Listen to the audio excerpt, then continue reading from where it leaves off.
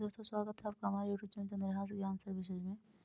दोस्तों 11th class का जो ज्योग्राफी हम लोग पढ़ रहे थे एनसीईआरटी उसमें 2-3 चैप्टर तक पढ़ चुके थे। ठीक है, आज हम लोग को 4 चैप्टर के बारे में पढ़ना है और उसमें दोस्तों महाद्वीप और महासागर के बारे में पढ़ना है। ठीक है, कि महाद्वीप का वितरण कहाँ और महासागर का वितरण किस प्रकार से है। ठीक है, देखिए दोस्तों पिछले भाग में हम लोग क्या पढ़े थे, भूगर्भिक पृथ्वी की आंतरिक संरचना के बारे में पढ़े थे। उससे पहले दोस्तों सबसे पहला चैप्टर में हम लोग को भूगोल एक विषय के रूप में पढ़ना था। फिर उसके बाद जो है पृथ्वी वगैरह के बारे में पढ़ना था, ब्रह्मांड की उत्पत्ति कैसे हुई, बिग बैंग थ्योरी वगैरह जो है वहाँ पे पढ़ना था। अब दोस्तों यहाँ पे देखिए, यहाँ पे हम लोगों को पढ़ना है महासागर और महाद्वीप के बारे में। बोल रहा है पिछले अध्याय में आप भूगर्भ विज्ञान के बारे भूगर्भ के विषय में पढ़े थे। तो सही बात है दोस्तों, भूगर्भ मतलब पृथ्वी के गर्भ के बारे में बोल रहा है, तो उसी के बारे में तो हम लोग पढ़े थे। आप संसार में मानचित्र में भी परिचित हैं। मानचित्र किससे परिचित होंगे आप लोग? आप जानते हैं कि पृथ्वी में जो है 29% भाग क्या है, महाद्वीप है, और बाकी का जो दोस्तों भाग है वो महासागर है।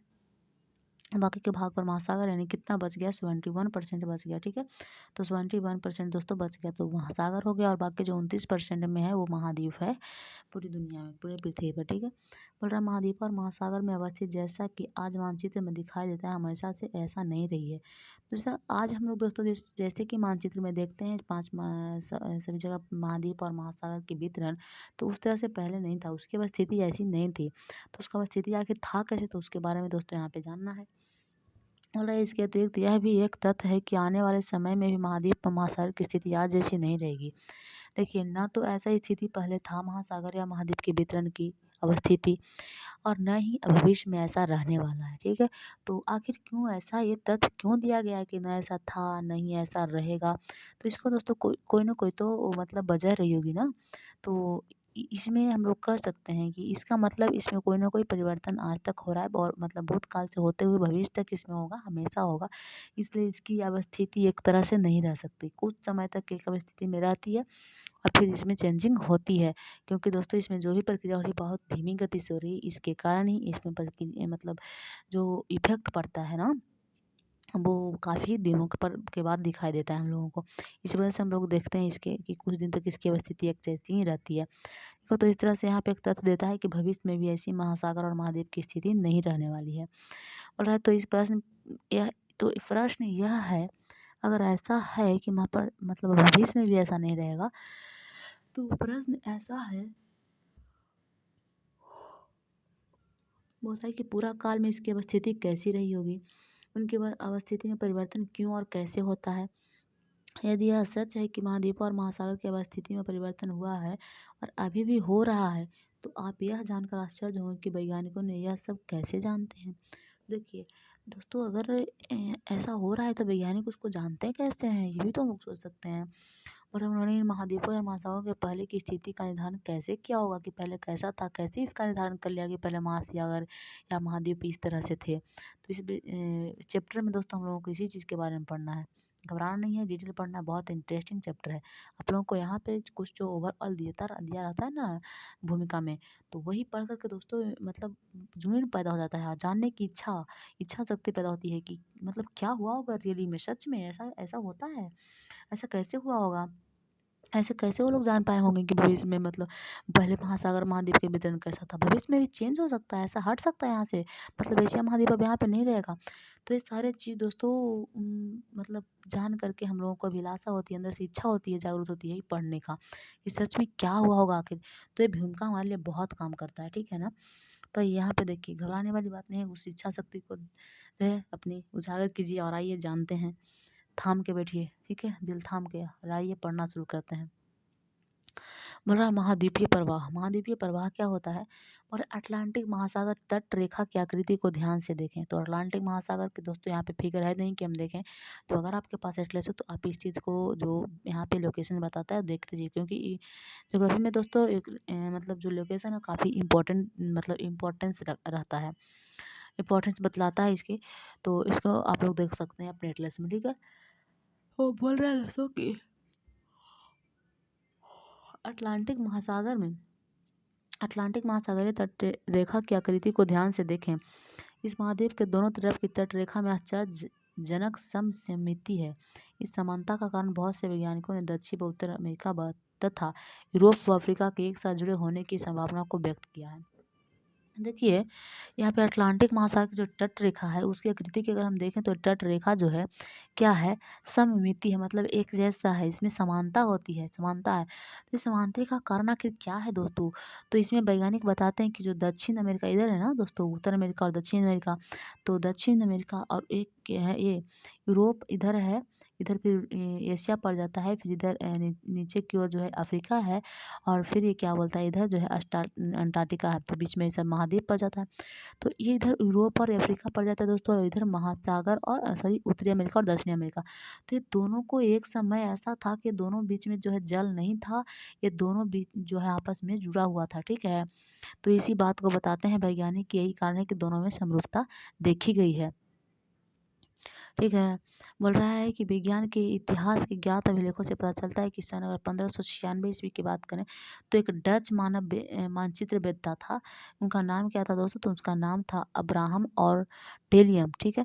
तो और अब्राहम और टेलियस, तो इसके द्वारा सर्वप्रथम इस संभावना को व्यक्त किया गया था कि नहीं ऐसा ही है कि इसकी संभावना एक दिन ऐसा रही होगी कि ये दोनों आपस में जुड़े हुए होंगे, यानी कि उत्तरी अमेरिका, दक्षिणी अमेरिका और यूरोप और अफ्रीका आपस में एक समय ऐसा होगा कि एक जगह होंगे। फिर जो है बीच में जल अब कैसे आया वो उसके बारे में हम लोग ये नहीं बताते हैं, बट इतना पता चलता है कि ये आपस में एक जैसा होगा क्योंकि दोनों में समानता दिखाई देती है। अब बोल रहा है दोस्तों यहाँ पे कि एंटोनी पेलेग्री, ठीक है, इस नाम को देखिए, एंटोनी पेलेग्रीनी। तो एंटोनी पेलेग्रीनी ने ये क्या किया, एक मानचित्र बनाया, एक मानचित्र ये बना दिया एंटोना पेलेग्रीनी ने। ये क्या किया, इसमें 3 महाद्वीप को इकट्ठा करके दिखाया है। इन्होंने 3 ही महाद्वीप को बताया, ठीक है। तो 3 महाद्वीप को इकट्ठा करके दिखाया था। और एक जर्मन के मौसमविद हैं अल्फ्रेड वेगनर, इन्होंने महाद्वीपीय विस्थापन सिद्धांत दिया। वो कब दिया दोस्तों? तो 1912 ईस्वी में इस सिद्धांत का जो प्रतिपादन किया गया था, प्रस्तावित किया गया था, महाद्वीपीय विस्थापन सिद्धांत। यह सिद्धांत महाद्वीप एवं महासागर के वितरण से ही संबंधित था। कौन? महासागरीय विस्थापन सिद्धांत।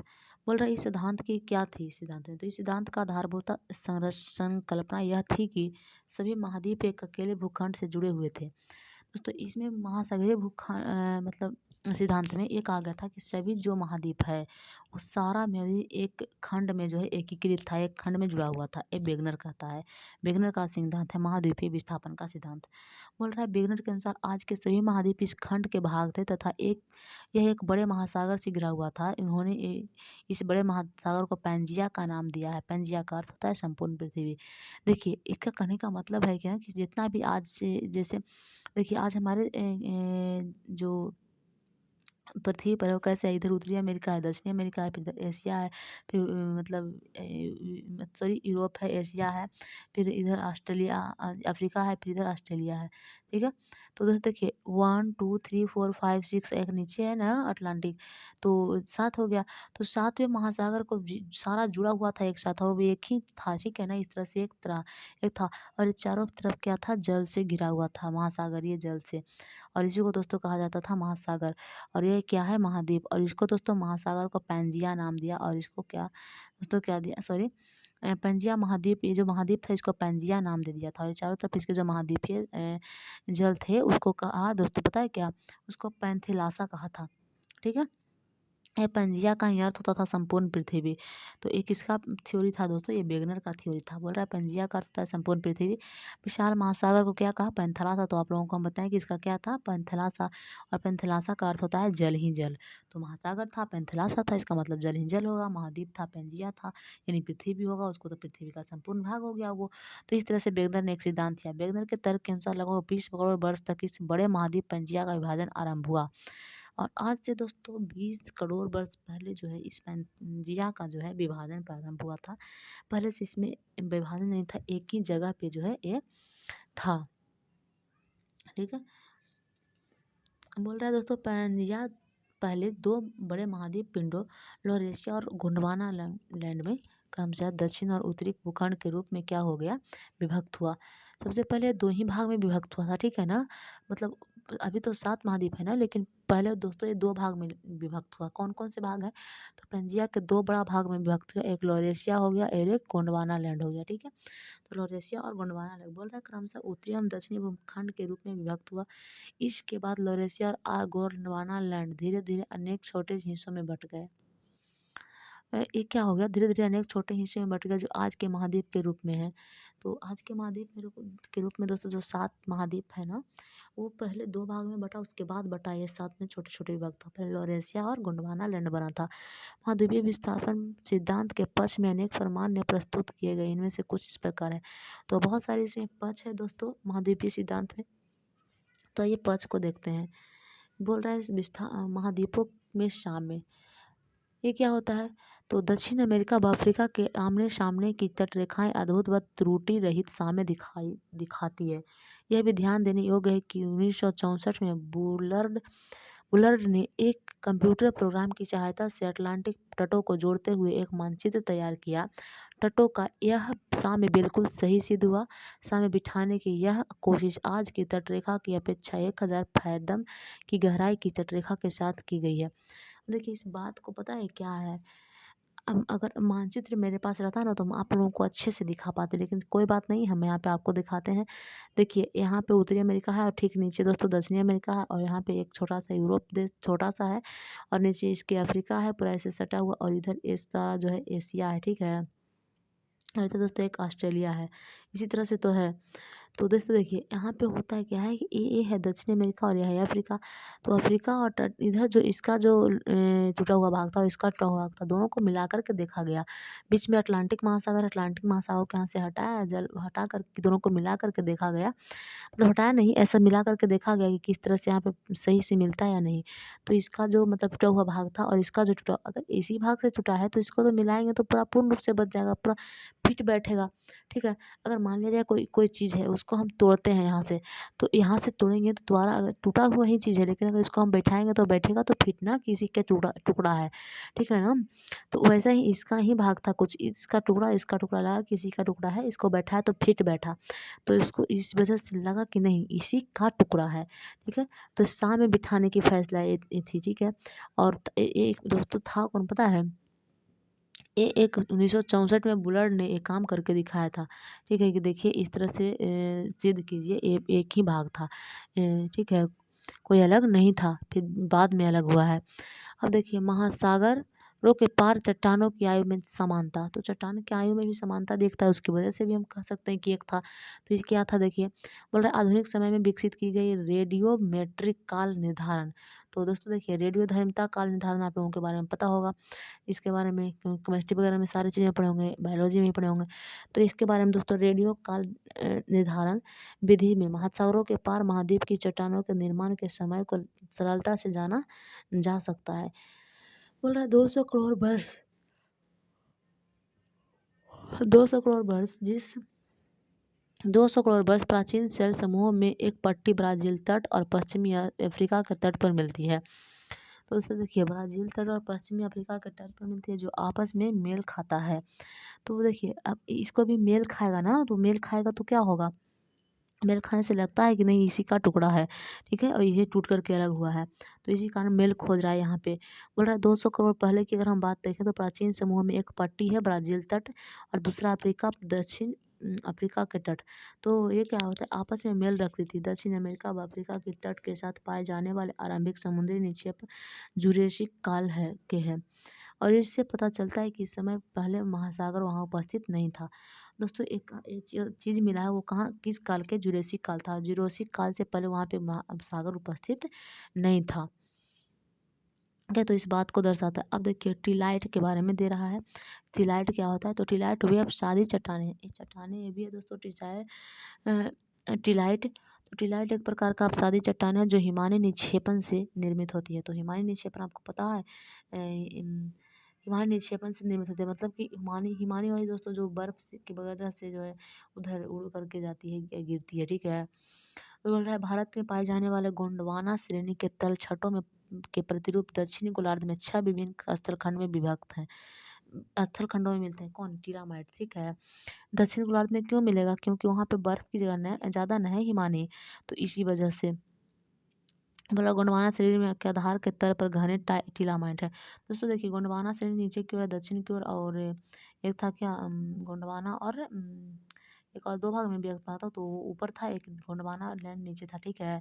तो इस तरह दोस्तों नीचे की ओर क्या होगा, इधर बर्फ तो होगा ना क्या दक्षिण गोलार्ध में, दक्षिण गोलार्ध की तरफ बर्फ तो होगा, तो 6 स्थलखंडों में मिलता है कौन, टिलामाइट।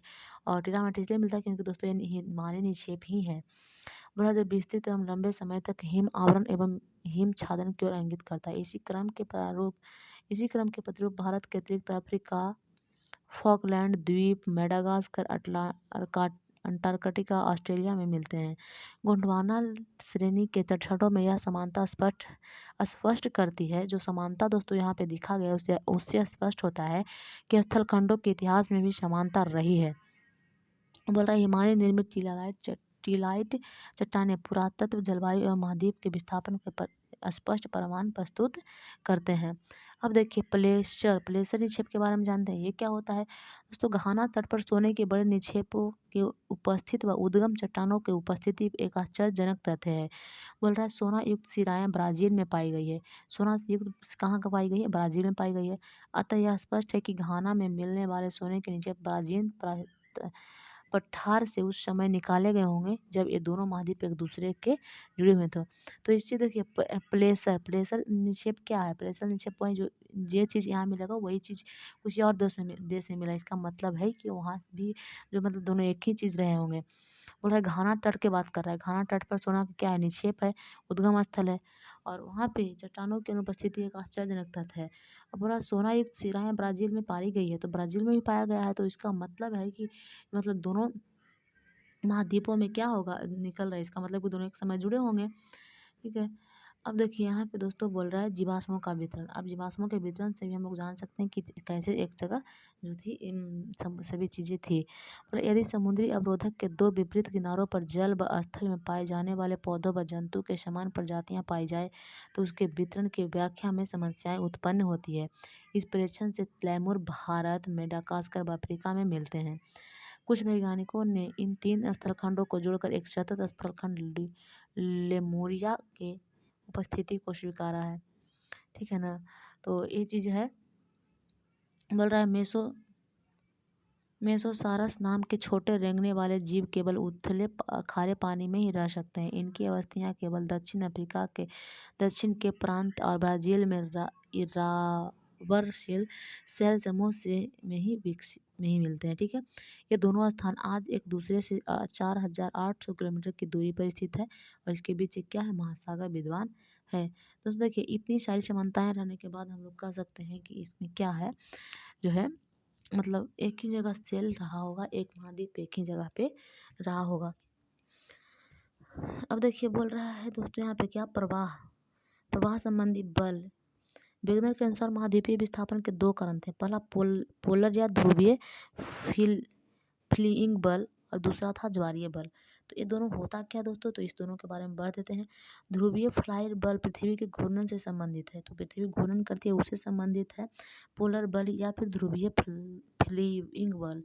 आप जानते हैं कि पृथ्वी की आकृति एक संपूर्ण गोले जैसी नहीं है, वरन यह भूमध्य रेखा पर उभरी हुई और वह उभार पृथ्वी के घूर्णन के कारण है। दूसरा बल जो वेगनर महोदय ने सुझाया था वह है ज्वारीय बल, तो सूर्य और चंद्रमा के आकर्षण से संबंधित है। तो ज्वारीय बल क्या है दोस्तों, तो सूर्य और चंद्रमा के जो आकर्षण से मतलब पैदा होता है उसको क्या कहते हैं, ज्वारीय बल कहते हैं। इससे महासागर में ज्वार पैदा होता है। वेगनर का मानना था कि करोड़ों वर्षों के दौरान यह बल प्रभावशाली होकर विस्थापन के लिए सक्षम हो गए हैं। यद्यपि बहुत से वैज्ञानिक इन दिनों ही बलों को महाद्वीपीय विस्थापन के लिए सर्वथा अपर्याप्त समझते हैं। तो इस तरह की चीज़ें थी यहाँ पे भी। अब दोस्तों देखिए संवहन धारा सिद्धांत क्या होता है, तो 1930 के दशक में आर्थर होम्स ने मेंटल भाग में संवहन धाराओं के प्रभाव की संभावना की थी। ये धाराएं रेडियो एक्टिव तत्वों से उत्पन्न ताप भिन्नता में मेंटल भाग में उत्पन्न होती है। होम्स ने तर्क दिया कि पूरे मेंटल भाग में इस प्रकार की धाराएं का तंत्र विद्यमान है। तो देखिए पूरा जितना भी मेटल भाग है ना पृथ्वी का, सब में ये चीज़ विद्यमान है। तो बोल रहा है यह इन बलों को व्याख्या प्रस्तुत करने का प्रयास किया जिसके आधार पर समकालीन वैज्ञानिकों ने महाद्वीपीय विस्थापन के सिद्धांत को क्या क्या नकार दिया। अब दोस्तों देखिए बोल रहा है महासागरीय अधस्त और मानचित्र। तो यहाँ से आइए हम लोग देखते हैं क्या है। दोस्तों अगर आपको लोग वीडियो देखते हैं ना तो वीडियो को सब्सक्राइब कर दिया कीजिए, ठीक है, ताकि आपको हम जब भी वीडियो अपलोड करें ना आपके मोबाइल पर आए। और वीडियो काफ़ी ज़्यादा से ज़्यादा शेयर कीजिए ताकि एनसीईआरटी की चीज़ें हर जगह पहुंच पाएँ और मतलब मेरे चैनल को और लोग आपकी तरह ही देख पाएँ, ठीक है। अगर आपको वीडियो अच्छा लगता है तो सब्सक्राइब कीजिए और ये पढ़िए, सब कुछ मिलेगा, ठीक है। तो अभी धीरे-धीरे बहुत कम यहाँ पे वर्क कर रहे हैं, लेकिन दोस्तों आप आगे आप लोग बढ़ाइएगा तो हम वर्क करना यहाँ पे शुरू करेंगे। बहुत ज़्यादा वर्क करेंगे और फिर हम आप लोगों को भी आगे बढ़ाएँगे, ठीक है। तो अभी मन नहीं लगता है जब कम यहाँ पे व्यूअर सब्सक्राइबर ही जब कम है और कोई फॉलो करने वाला नहीं है तो क्या करेगा कोई आदमी? किसके लिए वीडियो बनाए, ठीक है। तो इसलिए थोड़ा आगे बढ़ाइए, हिम्मत दीजिए। बोल रहा है महासागर की बनावट और आकार पर विस्तृत शोध यह स्पष्ट करते हैं जब इसके बनावट और आकार पर जो शोध किया गया है ना उस पर यह स्पष्ट करते हैं कि महासागर के अर्ध स्थल एक विस्तृत मैदान नहीं है। महासागर का जो अर्ध स्थल है वो एक विस्तृत मैदान नहीं है वरन उसमें से ऊंचा बच पाया गया है। द्वितीय विश्व युद्ध के बाद दोस्तों देखिए द्वितीय विश्व युद्ध की नाम ले रहा है और द्वितीय विश्व युद्ध के बाद क्या हुआ, महासागरीय अर्धतल के निरूपण अभियान में महासागरीय उच्चता संबंधी विस्तृत जानकारी प्राप्त हुई थी और यह दिखाया गया था कि इसमें अर्ध स्थली के जलमग्न पर्वतीय कटके एवं गहरी खाइयां हैं, मतलब समतल नहीं है, अर्ध स्थलीय जो प्रायः महाद्वीपों के किनारों पर स्थित है। मध्य महासागरीय कट के ज्वालामुखी उद्गार के रूप में सबसे अधिक सक्रिय पाई गई है। महासागरीय परपटी की चट्टानों के काल निर्धारण से यह तथ्य स्पष्ट कर दिया है कि महासागरों के नितल की चट्टानें महाद्वीपीय भागों में पाई जाने वाली चट्टानों की अपेक्षा नवीन है। महासागरीय कटक के दोनों तरफ की चट्टानें जो कटक से बराबर दूरी पर स्थित है उनकी आयु व रचना में भी आश्चर्यजनक समानता पाई गई है। तो इस तरह की जो समानताएं दिख रही है आपको लग रहा है क्यों दिख रहा है, यही यहाँ पे बताने का प्रयास कर रहा है कि सारा जो महाद्वीप था ना एक समय ऐसा था कि वे एक ही चीज़ों में बना हुआ था, ठीक है। यहाँ पे तो देखिए महासागरीय अर्धस्तर का कुछ चित्र दिया गया है यहाँ पे 100 200 300 400 500 बोल रहा है। महासागरीय बेसिन है, गंभीरतम महासागर है, एक औसत गहराई हो जाएगा, उसके बाद महासागरीय ढाल हो जाएगा, ठीक है। इधर समुद्र तल है तो यहाँ से दोस्तों हम लोग सॉरी यहाँ पे देखिए समुद्र तल दे रहा है, यही समुद्र तल है और ये ऊंचा बच पर्वत है यहाँ। इधर दोस्तों देखिए इस महाद्वीप यहाँ पे है, यहाँ पे क्या महाद्वीपीय शेल्फ है, ठीक। तो इस तरह की चीज़ यहाँ पे दिया है। बोल रहा है महासागरीय अर्धतल की बनावट किस प्रकार से, तो इसका बारे में यहाँ पे नीचे वर्णन करेगा कि इसका बनावट किस प्रकार से है। ज़्यादा बड़ा नहीं करेंगे दोस्तों वीडियो को, हल तो धीरे धीरे ही पढ़ाएंगे, इसको भी 2 पार्ट में करेंगे, थोड़ा जल्दी पढ़ लीजिए और 5 पेज इसमें पढ़ाएंगे, 5 आगे अगला वीडियो में पढ़ाएंगे, ठीक है। बोल रहा है महासागरीय अर्धस्तल की बनावट, इस भाग में हम महासागरीय तल की बनावट से संबंधित कुछ ऐसे तथ्य का अध्ययन करेंगे जो महासागर व महाद्वीपों के विवरण को समझने में मददगार होंगे। तो इसके विवरण में क्या समझने के मददगार होंगे उसके बारे में आइए देखते हैं। बोल रहा है महासागरीय तल की आकृति अध्याय 13 में जो विस्तार से वर्णित है। तो अध्याय 13 अगर हम दोस्तों पढ़ेंगे तो उसमें हम लोगों को महाद्वीपीय महासागरीय तल की जो आकृति है बहुत विस्तृत रूप से मिलेगी। ये इसके बारे में बोल रहा है। बोल रहा है गहराई व ऊंचा बच के प्रकार के आधार पर महासागरीय तल को 3 प्रमुख भागों में विभाजित किया जा सकता है। कौन कौन, तो महासागरीय सीमा या फिर गहरी समुद्री बेसिन, फिर मध्य महासागरीय खटक, 3 भागों में बांट सकते हैं। अब तीनों भागों को पढ़ते हैं। बोल रहा है महासागरीय सीमा क्या है। बोल रहा है ये महाद्वीपीय किनारों व गहरे समुद्री बेसिन के बीच का भाग है। इसमें महाद्वीपीय मग्न तट, महाद्वीपीय ढाल, महाद्वीपीय उभार, गहरी महासागर खाइयाँ आदि शामिल हैं। महासागर महाद्वीप के विवरण को समझने के लिए गहरे महासागरीय खाइयों से विशेष रूप से महत्वपूर्ण और रोचक हो जाता है। अब यहाँ पे दोस्तों देखिए वित्तीय मैदान के बारे में जानने के लिए बोल रहा है। वित्तीय मैदान क्या है, तो ये विस्तृत मैदान महाद्वीपीय तटों व मध्य महासागरीय कटकों के बीच पाए जाते हैं। वित्तीय मैदान वह क्षेत्र है जहाँ पे महाद्वीप से बाहर आए गए अवसाद इनके तटों से दूर निक्षेपित हो जाते हैं। तो दोस्तों ये महाद्वीप से बाहर आकर के निक्षेपित हो गया, इसको कहेंगे वित्तीय मैदान। अब यहाँ पे एक चीज़ और दे रहा है, मध्य महासागरीय कटक क्या होता है। जैसे 3 प्रकार के था ना दोस्तों, तो इसी को दोस्तों कहा गया है। 3 चीज़ यहाँ पे देखा है बता रहा है, ठीक। वो मतलब एक कि महासागरीय तल को विभाजित किया जा सकता है इस 3 में। मध्य महासागरीय कटक क्या है, बोल रहा है यह मध्य महासागरीय कटक आपस में जुड़े हुए पर्वतों की एक मतलब श्रृंखला है और महासागरीय जल में डूबी हुई यह पृथ्वी के धरातल पर पाई जाने वाली संभवतः सबसे लंबी पर्वत श्रृंखला है। जल में डूबी हुई है लेकिन फिर भी यह पर्वत श्रृंखला जो है बहुत लंबी पर्वत श्रृंखला है। पूरे पूरे मतलब धरातल पर पाई जाने वाली सबसे लंबे पर्वत श्रृंखला है। इन कटकों के मध्यवर्ती शिखर पर एक रिफ्ट, एक प्रभाजक पठार इसकी लंबाई के साथ साथ पार्श्व मंडल इसकी विशेषता है। मध्यवर्ती भाग में उपस्थित द्रोणी वास्तव में सक्रिय ज्वालामुखी क्षेत्र है। पिछले अध्याय में हम लोग मध्य सागरीय ज्वालामुखी के रूप में ऐसे ज्वालामुखी की जानकारी दी गई है। अब दोस्तों देखिए यहाँ पे इसका बोल रहा है भूकंपीय मतलब ज्वालामुखी का कैसे विवरण होता है उसके बारे में यहाँ पे दिया गया है। बोल रहा भूकंपीय गतिविधियाँ ज्वालामुखी विवरण को दिए गए मानचित्र 4.5 के ए और बी में अध्ययन करें। तो 4 यहाँ पे क्या था 4 होगा, तो 1 है 4.5 में हम लोग को अध्ययन करने के लिए मिलेगा इसके बारे में। आप अटलांटिक महासागर के मध्यवर्ती भाग में तट रेखा के लगभग समांतर एक बिंदु रेखा देखेंगे। यह आगे हिंद महासागर तक जाती है, तो जाएगी ही दोस्तों, नीचे हिंद महासागर है ना, तो जाएगी। भारतीय उपमहाद्वीप में थोड़ा दक्षिण में यह क्या होता है 2 भाग में बढ़ जाता है, जिसकी एक शाखा क्या करती है, जिसकी एक शाखा दोस्तों जाती है इधर पूर्वी अफ्रीका की ओर चली जाती है और दूसरी शाखा म्यांमार की ओर होती हुई न्यू गिनी पर एक ऐसी रेखा से मिल जाती है। देखिए न्यू गिनी उधर है दोस्तों, ऑस्ट्रेलिया के ऊपर है, ऑस्ट्रेलिया महाद्वीप है ना, उसके ऊपर पपुआ न्यू गिनी आप लोग जान रहे होंगे।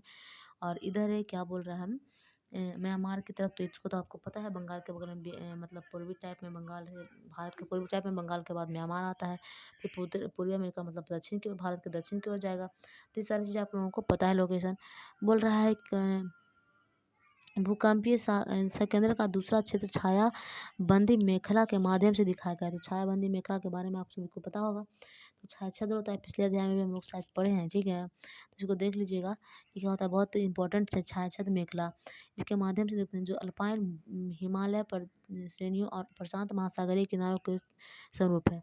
समानतः मध्य महासागरीय कटकों के क्षेत्र में भूकंप के उद्गम केंद्र कम गहराई पर है, जबकि अल्पाइन हिमालय पट्टी व प्रशांत महासागरीय किनारों पर एक केंद्र अधिक गहराई पर है। तो इसके बारे में दोस्तों देखिए बोल रहा है कि भूकंप के उद्गम केंद्र कम गहराई पर है, जबकि अल्पाइन मतलब हिमालय पट्टी क्या है महासागरीय किनारों पर यह केंद्र अधिक गहराई पर है। ज्वालामुखी मतलब पर्वत पर अधिक गहराई से होगा, और फिर मतलब क्या होता है भूकंपीय उद्गार जहाँ पे होता है केंद्र में, पृथ्वी के केंद्र में, तो कम होगा। ज्वालामुखी मानचित्र भी इसका अनुसरण करते हैं। प्रशांत महासागर का किनारों का सक्रिय ज्वालामुखी के क्षेत्र में होने के कारण री ऑफ फायर भी इसको कहा जाता है। क्या कहा जाता है, री ऑफ फायर इसको कहा जाता है, क्योंकि यहाँ पे दोस्तों क्या होता है सक्रिय ज्वालामुखी होता है, ठीक है, इसी वजह से। अब बोल रहा है सागरीय अधस्त का विस्तार, तो इसके कैसे हुआ, बोला जैसा कि ऊपर बने थे कि प्रवाह उपरांत अध्यायों में ने महत्वपूर्ण जानकारियाँ प्राप्त की जो वेगनर के महाद्वीपीय विस्थापन सिद्धांत के समय उपलब्ध नहीं थी। चट्टानों के पूरा चुंबकीय अध्ययन और महासागरीय तल के मानचित्रण से विशेष रूप से निम्न तथ्य का उजागर किया है। तो क्या तथ्य है दोस्तों, यहाँ पे देख लीजिए। यह देखा गया है कि मध्य महासागरीय कटकों के साथ साथ ज्वालामुखी उद्गार सामान्य क्रिया है, और ये उद्गार इस क्षेत्र में बड़ी मात्रा में लावा को बाहर निकालता है। तो इस सारी चीज़ों को सभी लोगों को पता है कि क्या करता है, उद्गार है जो बड़ी मात्रा में लावा बाहर निकालता है। बोल रहा है महासागरीय कटक के मध्य भाग में दोनों तरफ समान दूरी पर पाए जाने वाली चट्टानों का निर्माण का समय, संरचना, संगठन और चुंबकीय गुण क्या होती है, समान पाई गई है। महासागरीय कटक के समीप की चट्टाने में सामान्यतः चुंबकत्व घूर्णन पाई जाती है, और ये चट्टान नवीनतम है। क्या है, नया चट्टान नवीनतम है। कटकों के शीर्ष से दूरी चट्टानों की आयु से अधिक होती है। महासागरीय परपटी की चट्टानें महाद्वीपीय परपटी की चट्टानों की अपेक्षा अधिक गई है, और महासागरीय परपटी की चट्टानें कहीं भी 20 करोड़ वर्ष से पुरानी नहीं है, मतलब सब नई है, ठीक है। बोल रहा है गहरी खाइयों में भूकंप के उद्गम अधिक गहराई पर है, जबकि मध्य सागरीय कटक के क्षेत्र में भूकंप उद्गम केंद्र कम गहराई पर है। तो खाई के क्षेत्र में दोस्तों बहुत मतलब अधिक गहराई पर है उद्गम, और भूकंप के महासागरीय महासागर कटकों के क्षेत्र में भूकंप उद्गम स्थान क्या है? गहराई का कम गहराई है।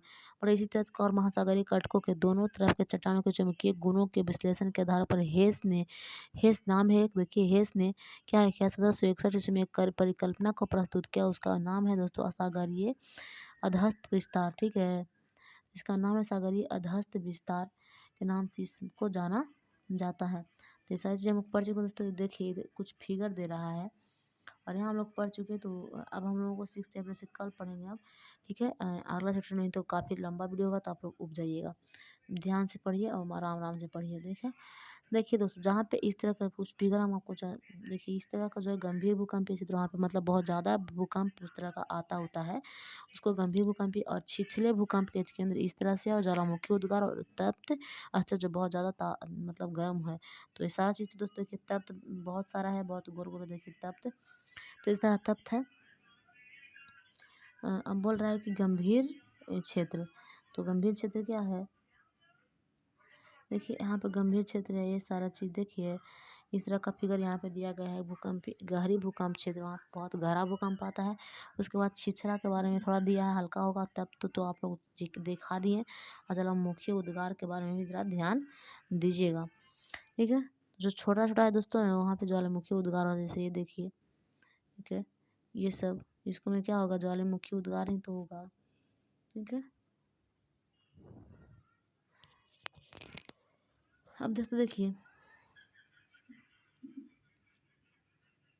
ये सारी चीज़ तो हम लोग पढ़ चुके हैं ना। चित्र एक दिखा दे रहे थे, और यहाँ पर देखिए एक चित्र और दिया है दोस्तों। इसका क्या मतलब है, सॉरी ये भाग जाता है ना।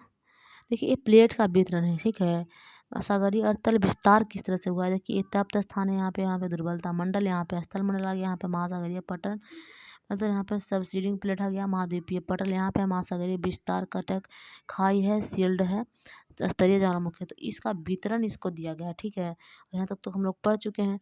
बाकी दोस्तों देखिए 4,40,400 वर्ष पूर्व है, 3,000 लाख वर्ष पूर्व है, 4200 लाख वर्ष पूर्व, सब इतना। तो इस सारी चीज़ों को जो है यहाँ पे दिया गया है कि किस तरह से है। देखिए यहाँ पे ये पर आपको दिख रहा है, इतना पूरा एक ही में है, ये भी एक ही में है, कुछ कुछ यहाँ पे टूटा है। ठीक है, और वर्तमान में दोस्तों इस तरह से यहाँ पे मतलब विद्वान है, और बाकी ये सब दिखाया गया कि किस तरह से टूट टूट के अलग हुआ। ठीक है, वर्तमान में तो अभी ये प्रचलित है। पिछले 5,0400 लाख वर्षों में महाद्वीप की गति, तो सबसे पहले अफ्रीका, दक्षिण अमेरिका, अंटार्कटिका, ऑस्ट्रेलिया, भारत, चीन, अमेरिका, यूरोप एवं साइबर एलियंसी 10 गो था। ठीक है, अब देखिए दोस्तों बाकी हम यहाँ पे कल पढ़ेंगे यहाँ से इसके क्या कहा जाता है, इसको एक चीज़ बने थे सागरीय अर्धस्तर विस्तार, मतलब सभी जगह एक जैसा नहीं है। इसको हेस ने इसको जो है प्रस्तावित किया था। और बाकी जो हम लोग चीज़ें हैं कल पढ़ेंगे, आज नहीं। ठीक है, तो टाइम होगा अभी, तो दोस्तों मिलते हैं फिर इसी चैनल पर। ठीक है, जय हिंद दोस्तों।